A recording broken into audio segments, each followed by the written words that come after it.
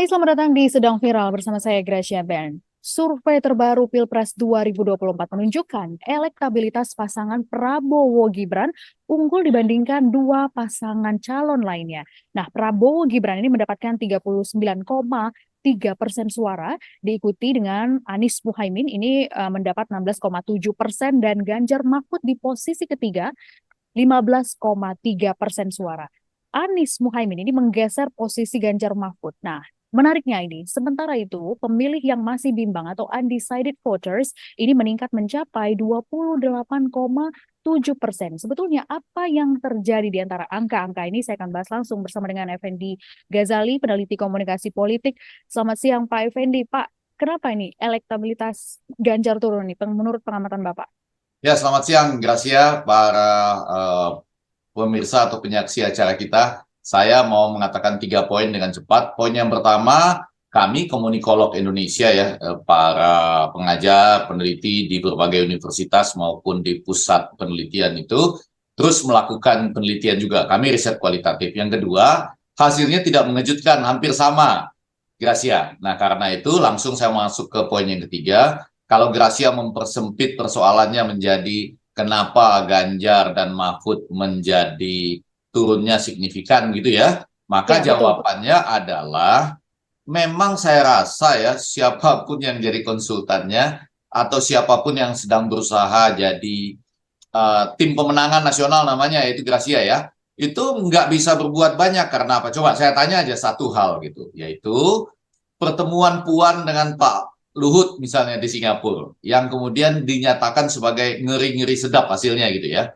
sambil mengucapkan selamat, semoga Pak Luhut lekas sembuh. Itu kan membingungkan para pemilih, betul nggak Gracia? Ya, Ya, para ya. pemilih bingung. Ini sebenarnya PDI Perjuangan ya, itu benar ke Ganjar atau bersama-sama dengan Pak Luhut ke Gibran dan Prabowo misalnya. Itu kami temukan di lapangan.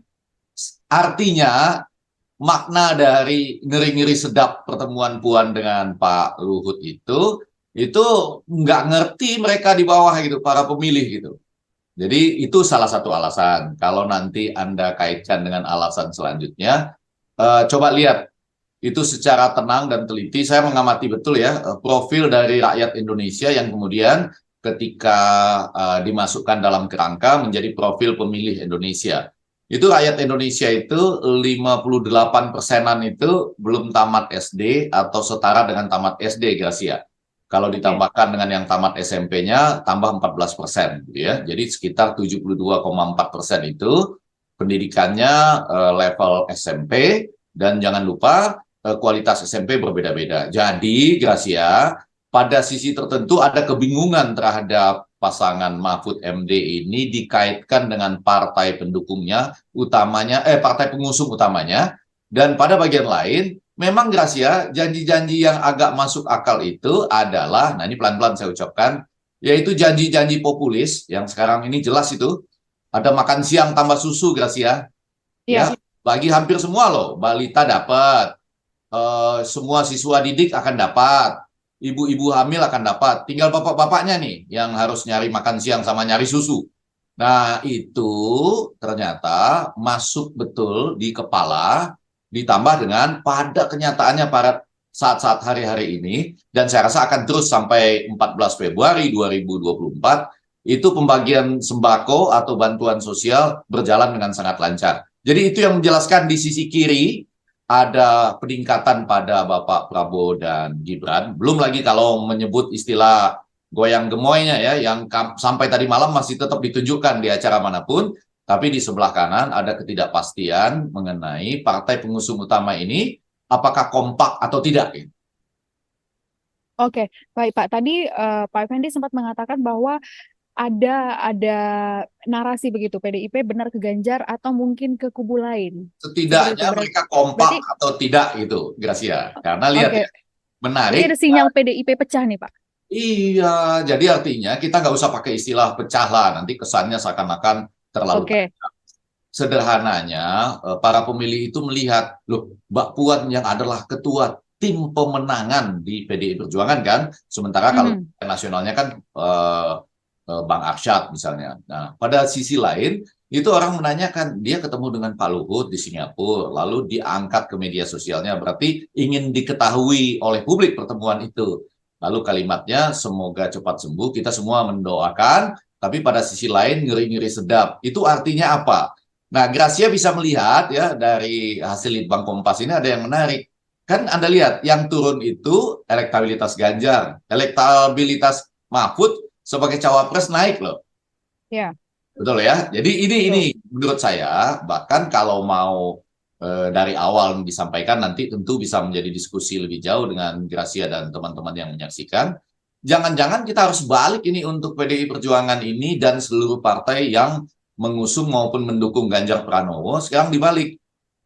Para calon legislatifnya yang harusnya luar biasa bekerja dan nanti memberikan kotel efek kepada presidennya dibalik sekarang gitu. Jangan mengharapkan Pak Ganjar itu kan selalu luar biasa di antara seluruh calon presiden yang ada, dia yang paling lengkap barangkali ya, pernah di legislatif, pernah di eksekutif begitu ya dalam jangka waktu yang panjang gitu. Itu Gracia. Oke, Pak, menurut Bapak, apa yang ada di pikiran Bapak melihat kampanyenya Prabowo Gibran ini? Apakah ini juga dengan tadi yang kita dengarkan pernyataan Bapak soal bagi-bagi susu, berarti ini juga membawa signifikansi yang cukup tinggi ke elektabilitas Prabowo Gibran? Nah, jadi saya mau bilang tadi dengan sangat pelan-pelan yang Berhasil begitu ya, Pak? ya, ya, Gracia. Jadi yang pertama, Mhm. saya mau katakan, kan itulah struktur pemilih kita pada hari ini yang sama dengan struktur rakyat Indonesia. Itu data sampai akhir 2022 ya, dari Kementerian Dalam Negeri ya. Nah, kurang lebih, berarti kan yang pendidikannya sampai SD setara ya, belum sekolah, belum tamat SD atau tamat SD, itu kan di 58%. Dengan SMP itu 72,4%. Jadi memang agak sulit kalau kedua pasangan yang lain, utamanya Anies itu ya, Anies kan sering mengatakan ingin meningkatkan kewarasan bernegara. Agak konseptual kan itu Gracia ya. Ya. Sementara Ganjar juga, walaupun ada beberapa janji yang saya catat menarik ya. Ganjar tuh ingin gaji guru minimal 30 juta ya, bertahap menuju 30 juta sebulan. Kemudian juga untuk perempuan-perempuan UMKM harus sangat mudah mendapatkan permodalan, bunganya harus 2% per tahun. Nah, Gracia, saya rasa itu yang ditunggu oleh para pemilih yang saat ini menurut Kompas luar biasa, dia mendapatkan angka mungkin tertinggi ya dalam sejarah Kompas melakukan riset itu 28,7%. Kalau kami ya sebetulnya sejalan juga dengan beberapa lembaga survei kuantitatif, kalau kami secara kualitatif melihat cukup besar bagian dari pemilih itu, dia sebetulnya kalau ditanya condong kemana, dia jawab condong ke sesuai dengan yang ada saat ini. Lebih banyak condong ke Prabowo Gibran. Tapi pertanyaan kami kan gini, Anda tahu gagasannya apa gitu? Nah, beberapa tahu gagasan Prabowo Gibran, yang lain belum masuk gagasannya. Tetapi gagasan untuk mereka, untuk pemilih muda kan sebetulnya belum ada ya.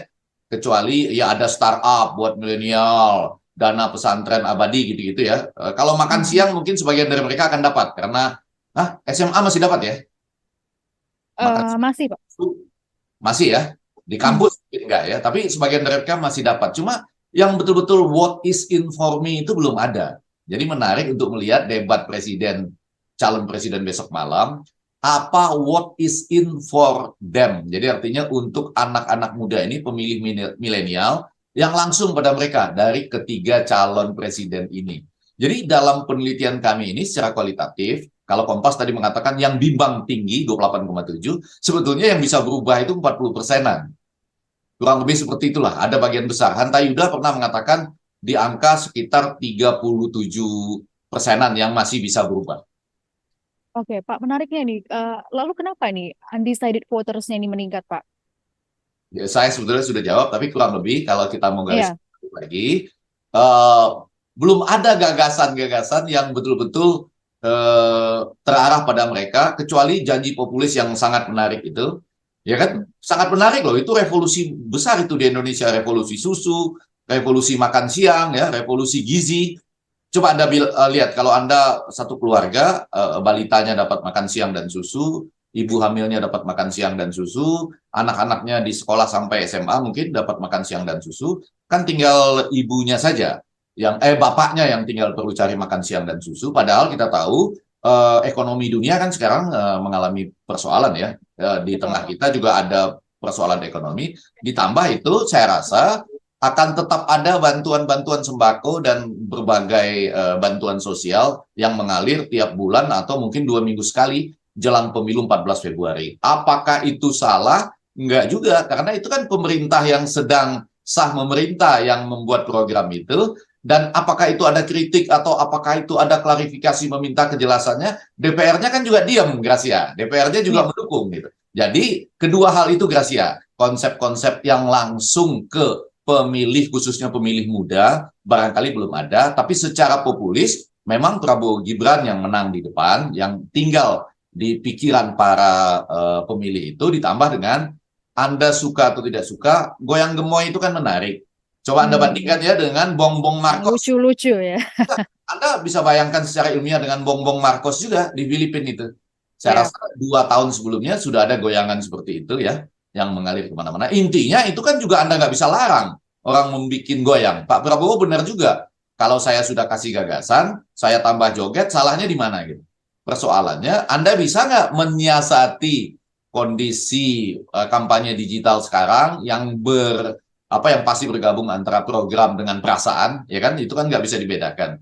Jadi kalau mau ya. Anda bikin lagi dong yang lebih dalam tanda petik menggemaskan selain gemoy. Ya, semuanya bebas berekspresi begitu ya Pak, Ya, ya, emang ya, sambil mengungkapkan gagasan seperti ya Pak ya, Effendi ya. ya. Oke, oke Pak. Tapi menariknya juga nih Pak, kenapa Anies bisa nyalip nih di posisi kedua, bahkan mengalahkan Ganjar nih? Agak gampang menjelaskannya. Pengamatan Pak. Ya, agak gampang menjelaskannya, Gracia. Hmm, Kalau orang sedang ragu-ragu dengan, katakanlah saya langsung ya, partai pendukung utamanya yaitu PDI oke. Perjuangan. Dengan segala hormat pada begitu banyak tim yang terus berjuang di situ ya, tentu saja Pak Sekjennya berjuang, Deddy Sitorus, Eriko Sutarduga, semuanya mencoba menjelaskan situasi dengan bahwa segalanya baik-baik saja, tapi orang kan tetap melihat, ada apa ya di dalam ya, di luar itu kan ada semacam-macam, kalau Ganjar menang ini jadi ketua umum, kalau Ganjar kalah ini jadi ketua umum, dan lain-lain lah. Tapi ada tindakan-tindakan yang membutuhkan penjelasan. Nah, dengan demikian saya rasa suara dari para pendukung Ganjar ya sebelumnya itu sekarang sedang pindah dan salah satu tempat yang menampungnya adalah Anies gitu ya, pasangan Amin. Cuma lagi-lagi tambahnya itu belum banyak, bahkan suatu saat mereka akan kena namanya ceiling effect. Ceiling effect itu ada yang menyebut ceiling, ada ceiling, itu adalah efek langit-langit. Jadi itu nanti akan mentok ya ketika Anda tidak mampu menjelaskan paradigma perubahan itu apa. Nah, saya mencatat beberapa yang saya pernah bayangkan, mungkin nggak langsung juga sampai ke recall atau pikiran hari-hari dari para calon pemilih ya, atau para pemilih. Pemilihannya kan nanti di 14 Februari. Satu misalnya, Muhaimin itu menyatakan kalau mereka menang maka KPK itu akan dibuat berdasarkan atau dikembalikan kepada undang-undang KPK yang lama. Jadi mungkin yang kemarin tersingkir melalui tes wawasan kebangsaan itu atau hal-hal lain, intinya kembalilah kuat seperti KPK berdasarkan undang-undang KPK yang lama, bukan berdasarkan undang-undang revisi ya yang baru itu. Terus yang kedua, beberapa janji-janji real dari Anies Baswedan itu kan ketika dia berkeliling menarik, misalnya akan membangun stadion sepak bola, sudah ada di Makassar, juga ada di Banjarmasin misalnya ya, dan nanti 8 kota lain. Tapi maksud saya itu yang harusnya lebih disampaikan di samping pasti di atas semua itu soal IKN ya, Gracia ya. Bahkan Ya. PKS sebagai salah satu partai pengusung mengatakan kalau mereka menang Pilpres, maka ibu kota tetap di Jakarta. Nah, disusul lagi dengan sekarang itu ada draft undang-undang daerah khusus Jakarta yang mengatakan gubernurnya ditunjuk saja oleh presiden, nggak pakai pemilu. Nah, maksud saya itu bagaimana caranya membuat jangan lagi bicara tentang kewarasan bernegara gitu. Kewarasan bernegara itu apa coba? Kan itu susah bagi para calon pemilih. Ya, kita tahu ada hal-hal yang harus diperbaiki. Mungkin kita merasakan juga perubahan. Tapi tolonglah itu dibikin dalam kalimat-kalimat yang lebih Lebih sederhana. Ya. iyalah. Oke, Pak. Nah, lalu ini kembali lagi tadi ke undecided voters ya Pak ya. Apa yang seharusnya dilakukan oleh tiap paslon ini untuk mengambil undecided voters? Karena kemungkinan kan masih bisa ada swing atau perubahan seperti itu Pak. Kalau tadi dari kubu Anies ini kemungkinan beberapa orang mungkin masih bisa berpindah suaranya kalau misalkan belum disuguhkan oleh ide-ide atau gagasan yang real dan nyata seperti itu. Kira-kira apa yang harus dilakukan untuk mencuri suara-suara ini Pak? Saya kasih gambaran besar ya supaya enak nih, supaya para penonton kita ya kemudian ketika ini di forward bisa berpikir dalam sebuah gambar besar, Gracia ya. Yang pertama, kan sekarang sedang digemakan ya atau dikampanyekan pemilu cukup satu putaran. Antara Oke. lain oleh teman kita, gerakan satu putaran Muhammad Kodari dan kawan-kawan. Kalau Anda satu putaran berarti 50% plus satu ya. Hmm, Ya kan? Melihat dari hasil riset hari ini, kan poin saya yang kedua kan berbeda-beda ini. Lembaga riset kemarin ada dua lembaga riset mengatakan 45,1 atau 45,2 atau 45, sekian lah. Sementara Kompas ini kan baru 39,3 ya, atau ya. 39,7 kurang lebih begitu. Nah, plus minus margin errornya di Kompas ini kan 2,65. Saya nanti harus cek plus minus dari dua lembaga survei lain yang sudah angka 45. Kalau itu kecil misalnya di sekitar 2,65 juga, maka kita harus lihat 45 dengan 39,7. Kalau yang satu ditambahkan 2,6, yang satu diturunkan 2,6, apakah sudah sama atau belum? Tapi intinya ada perbedaan ini.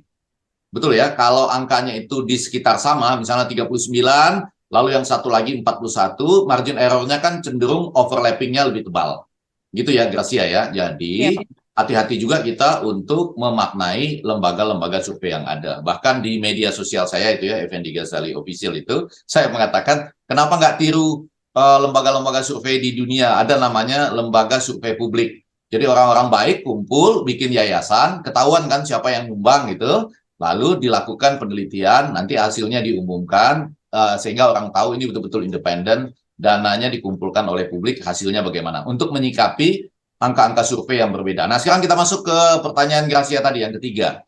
Kalau 50% plus satu, berarti Anda butuh supaya kalau Anda mau memaksakan dua putaran, kan Anda harus mendapat angka di 50%. Betul. Betul ya. Sekarang ini kalau melihat dari dua ini, belum 50% kan? Maksudnya dari Anies plus Ganjar kan itu belum 50%. Jadi kalau bicara tentang apa yang harus dilakukan, maka pertanyaan pertama adalah kedua pasangan lain yang sekarang harus diakui. Kalau misalnya pemilu itu dilakukan pada hari ini, seluruh survei mengatakan demikian kan? Pertanyaannya, kalau pemilu dilakukan hari ini, maka Prabowo Gibran itulah yang hampir pasti masuk ke putaran kedua. Tinggal di antara Anies sama Ganjar gitu. Nah, menjawab pertanyaan Gracia tadi, maka mereka harus melakukan riset di daerah mana mereka masih mungkin ceruknya itu masih subur. Dan itulah yang didatangi langsung gitu. Jangan juga Anda sekarang ini kampanye ke seluruh daerah yang antara lain sudah nggak mungkin Anda ambil ceruknya gitu.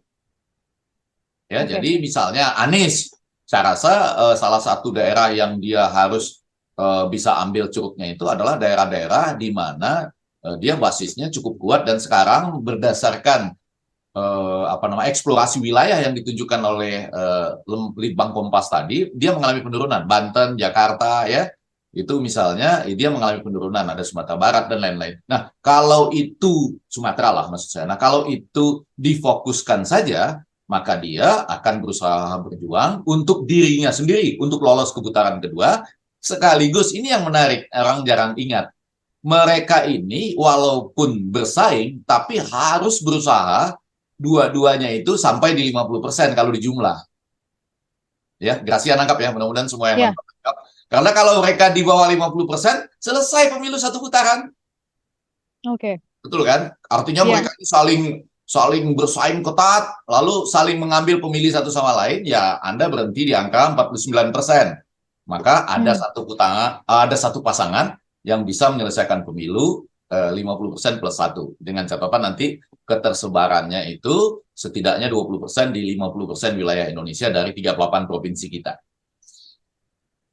Besok debat capres-cawapres, Pak. Debat capres lebih tepatnya. Dari pengalaman Bapak melihat pemilu di tahun-tahun sebelumnya hingga pada pemilu 2024 ini, apakah keberadaan debat ini tentu akan berpengaruh besar terhadap elektabilitas paslon, mengingat nanti juga akan disampaikan visi dan misi dari masing-masing paslon. Seberapa efektif, seberapa besar signifikannya, Pak? Signifikansinya. Ini sebetulnya agak panjang penjelasannya, tapi Oke, karena masih sebagai silakan, Pak. saya pelan-pelan aja pakai poin-poin. Poin yang pertama, itu selalu ada orang yang berusaha mengatakan debat itu penting atau tidak penting gitu. Kalau Ya, orang sedang leading, dia akan mengatakan debat tuh nggak terlalu ada pengaruhnya gitu. Karena dia ingin mengatakan ini sedang leading. Jadi debat tuh nggak terlalu ada pengaruhnya. Padahal kita tahu pada beberapa debat di DKI Jakarta dulu pernah penting sekali itu debat ya, ketika ada salah satu dari pasangan calon gubernur mengatakan haya misalnya gitu ya, itu ya, ternyata pengaruh itu gitu. Nah, Kathleen Jamison selalu mengatakan debat itu punya pengaruh kalau ini yang penting, dan rasanya ini sedang terjadi di Indonesia. Kalau debat itu tidak hanya tinggal di ruang debat, tapi isinya dibawa ke seluruh media, ditambah dengan media sosial dan diskusi-diskusi di ruang publik. Mungkin kalau media beberapa sudah agak sudah agak dalam tanda petik mendem lah. Kan jelas mendukung siapa gitu. Tapi pada bagian tertentu media sosial kita masih sangat ramai dan masih sangat potensial untuk membicarakan apa yang terjadi di ruang publik yang terjadi di ruangan debat resmi ke ruang publik. Yang kedua, Gracia dan para yang menyaksikan acara ini, Anda tahu jangan-jangan baru sekali ini debat itu menjadi sensitif isunya atau menjadi lebih diperhatikan ya, setidaknya sampai hari ini, justru karena ada Gibran yang maju kan ya, karena ada putusan ya. MK, lalu ada Gibran yang maju, apakah Gibran mampu atau tidak. Sementara itu kita lihat bahwa di sisi tertentu ada PDIP yang dalam tanda petik ditinggalkan oleh Pak Jokowi. Sementara itu tadi perubahan juga kita mau dengar, betul nggak apa yang menjadi hal-hal praktis pada perubahan itu dibawa ke debat atau tidak. Jadi debat ini menjadi sesuatu yang saat ini dibicarakan dan mungkin jauh lebih diperhatikan, jauh lebih ditunggu-tunggu ketimbang pilpres-pilpres yang lalu. Nah yang ketiga, tapi Gracia, debat di Indonesia ini kan nggak penting-penting dan nggak menarik-menarik amat dalam konteks isi dan pembawaannya. Ya, yaitu Iya, pembawa Pak. acaranya paling jadi timekeeper kan.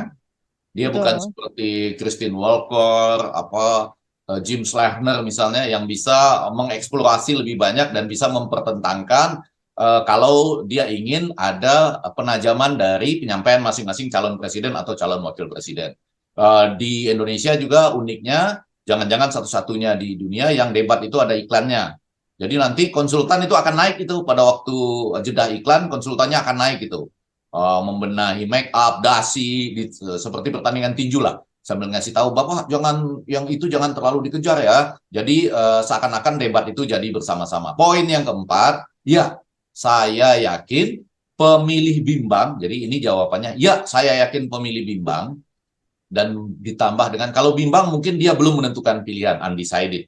Tapi yang kami temukan adalah ada jumlah yang lebih besar yang sudah menentukan pilihan sesuai dengan tren yang ada, tapi mereka masih berubah kalau menemukan, jadi lebih besar dari 28,7 itu ya, yang sebetulnya mengatakan kalau ada yang langsung tertuju pada kami, ya kami mau pindah gitu. Nah itu juga diakui oleh survei kuantitatif, antara lain waktu itu Hanta Yuda ya dengan 37%, angka kami sedikit lebih besar dari itu dalam pendekatan kualitatif. Jadi, apakah akan berpengaruh? Jawabannya dua. Ya, kalau isi debat itu dibawa ke media sosial, dibawa ke media-media kita, dibawa ke ruang publik kita dengan efektif.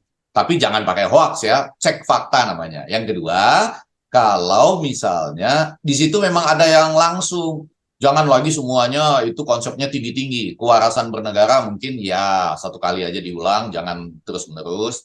Kemudian juga apalagi debat pertama ini kan lebih pada pemerintahan, demokrasi, HAM gitu ya. Jadi Ya, menurut betul. saya ini lebih konseptual, jangan-jangan malah lebih banyak mengawang-awang. Ayo, satu hal yang agak menarik adalah ini kita tebak-tebakan ya. Boleh tebak-tebakan lah supaya jangan terlalu serius gitu. Gracia dan semua yang menyaksikan acara ini. Besok Pak Prabowo goyang gemoy nggak di debat? Goyang Kita sedikit? lihat saja, Pak. Nah, Kita masih lihat, Pak, besok seperti apa saya rasa debat cap. goyangnya adalah sedikit gitu. Kan bisa disisipkan. Dan di berbagai debat dulu dia pernah goyang sedikit loh. Kalau ada tepukan dari Ya, audiensnya, dia akan goyang. Jadi orang akan melihat ada goyang juga yang mempengaruhi keyakinan, yang mempengaruhi kemesraan, yang mempengaruhi seakan-akan Anda sudah tetap leading. Di sisi lain, besok itu untuk yang pertama, itu topiknya agak konseptual, pemerintahan, ya, penegakan hukum, demokrasi, HAM, harus benar-benar dipilih hal-hal yang langsung, oh oke nih, kalau dia jadi presiden, ada nih kepentingan kita. Kalau tidak, sementara berarti yang bimbang masih tetap bimbang. Tetapi ini yang penting, orang yang bimbang cenderung nanti akan ikut yang leading. Oke. Ya, gitu. Ya, baik Pak Effendi, sudah dapat poinnya. Mungkin saya bisa tambahkan berapapun skor ataupun suara dalam beberapa survei ya capres-cawapres, berapapun elektabilitas masing-masing paslon ini penting untuk mengetahui seperti apa visi misi dari pasangan calon ini yang terkonsep tentunya dan juga realistis ya Pak ya untuk masa depan Indonesia tadi yang bukan hanya sekedar untuk menarik perhatian saja seperti itu ya Pak ya. Ya, jadi saya tambahkan sedikit aja. Terima Oke. kasih Gracia, kesimpulannya luar biasa. Saya cuma mau mengatakan, ya gimmick itu tetap diperlukan karena orang itu memang ada gabungan dari rasio ditambah dengan aspek emosinya. Kalau mau ya bikin gimmick yang lain. Tapi poin yang lebih penting daripada itu, tolong juga kita sama-sama perhatikan hasil-hasil lembaga survei ini. Kalau ada yang 45, margin errornya berapa? Ini kan kalau Kompas 39 kan, Ya. 39,3 atau 39,7 dengan margin error plus minus 2,65. Kenapa lembaga-lembaga survei itu bisa berbeda misalnya? Dan saya merindukan ada lembaga survei publik yang uangnya itu urunan tercatat secara baik ya, endowment namanya, seperti misalnya pewresearchcenter.org. Belum terlambat untuk memulainya sampai 14 Februari, sehingga nanti bisa ditemukan hasil yang betul-betul berasal dari sumbangan publik ya dananya, dan kemudian kalau berbeda umumkanlah dengan bangga, tetapi kalau hasilnya sama ya terimalah dengan lapang dada gitu ya, karena kita bisa tahu semua lembaga survei umumnya punya niat yang baik walaupun beberapa di antara mereka baru muncul atau belum kredibel. Terima kasih. Oke, baik. Terima kasih Pak Effendi. Terima kasih sudah menyaksikan Sedang Viral bersama saya Gracia Ben. Sampai jumpa di Sedang Viral selanjutnya. Sampai jumpa.